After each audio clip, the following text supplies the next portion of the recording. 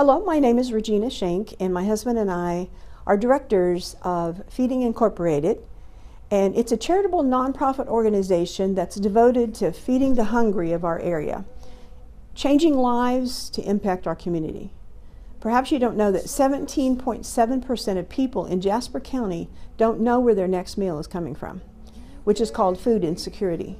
Feeding Incorporated serves approximately 400 families a month by appointment, which includes older adults on limited income and families with children. During their appointment, they can shop for a grocery cart full of food, including commodities, diapers if needed, feminine products, and sometimes products for the home. At the end of their shopping trip, if they like prayer, they can have the opportunity to get individual prayer for their needs. Every Wednesday, we serve a hot meal and give out a food box to 80 to 100 clients. While they're enjoying a hot meal, volunteers get the opportunity to speak hope, build a trust relationship with them, and give potential counsel for change in their lives. During the school year, we distribute food backpacks to schools on Fridays to hand out to the children. Our purpose is to feed, equip, empower, and restore hope to those who are living in poverty and others who are temporarily in need. We are not here to enable them, but to empower them with resources, encouragement, and practical help through the provision of food, diapers, teaching, and training. Change lives, change communities, and Feeding Incorporated is meeting a need in this region. Perhaps you might be interested in sowing into transforming a region with Feeding Incorporated. You can contact us, and we'll have some contact information at the end of this video. Prior to starting the food pantry, I was a very uninformed bystander. When it came to those in need in our community, I assumed that their needs were being taken care of and thought no more about it. In fact, I was a bit judgmental toward those who had those kind of needs. I would think to myself, why don't they just go out and get a job? As my husband and I stepped into what we feel is the Lord's leading to start Feeding Incorporated, you might know us as River Street Food Pantry, we began to see the needy of the surrounding area from a different perspective. We began to know their names, their problems, their hopes, their dreams, and the many reasons that they needed our assistance. Some were single mothers with small children. Some were in between jobs and felt guilty when they asked for help. Some were elderly on a fixed income. Some were very sick and were under a doctor's care or just recovered from surgery. We began to meet the homeless, the alcoholics, the addicted, the abused. We found out that some could not read. Some had not finished high school. Some had no electricity or running water. Some were living in their car or in a tent by the river. The answer to why people are in these situations is varied and complex. We've had many in tears telling us their story of an alcoholic father who spent all the grocery money on his addiction while his children were left hungry. We, of course, helped his wife and children. Why? Because it's not their fault that the breadwinner was not willing to fulfill his role. We had one family who lost everything in a fire. Another family had spent so much money on medical bills that there was no money left for food. Others were desperately trying to find work, but transportation was a problem and childcare was expensive. The list of reasons was long, and most of them had validity. My heart began to change. Hi, my name is Misty Norris, and I'm a volunteer at Feeding Incorporated. I wanted to share with you about my life before Feeding Incorporated.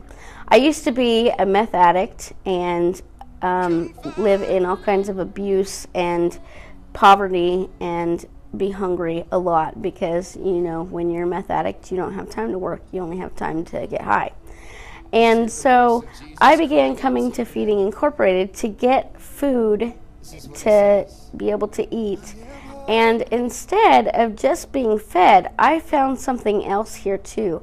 I found life. I saw a love and a light in the people here, that they really cared about us, not like other ministries that I have been to where it was just to get me fed. Was more, it was about more than that. It was about feeding me spirit, soul, and body. And I began watching the people that ministered to us here, and I became hungry. I wanted some of what they had. I wanted some of that light and some of that life that I saw in them. And I decided that I was going to volunteer here, and I began to try and break away. And I could see finally that this was not the life that I wanted to live. And through Feeding Incorporated, they helped me get settled in a church and began to minister life to me and speak words of wisdom to me, and fed me and kept me from being hungry and helped me in so many ways that I can't even name them all. Through this ministry, I began going to church. They found me a church home, and I volunteered down here on a regular basis. I finally got baptized on August 4th of 2013, and I've been clean from methamphetamine since October of 2013. And through my work at Feeding Incorporated, I went from volunteer and now I'm staff, and my life is really different. You're the light of God to the world in darkness, and a city set on a hill cannot be hidden.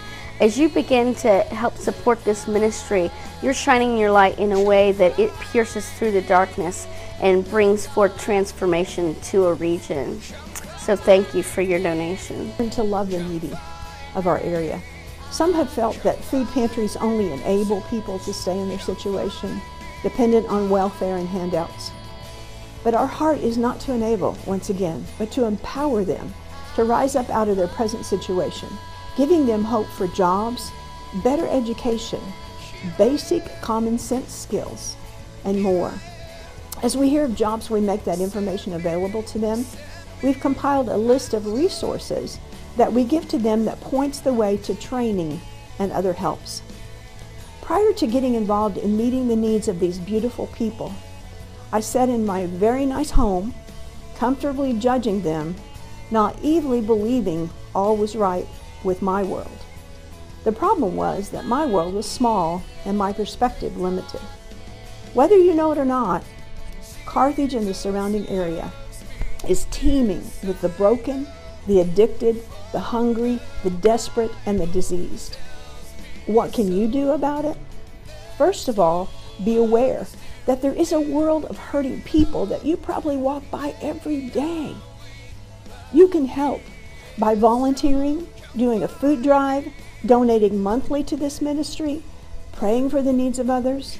Call us and we can point you in the right direction if you want to know more. We are a relational ministry. People are not just numbers to us.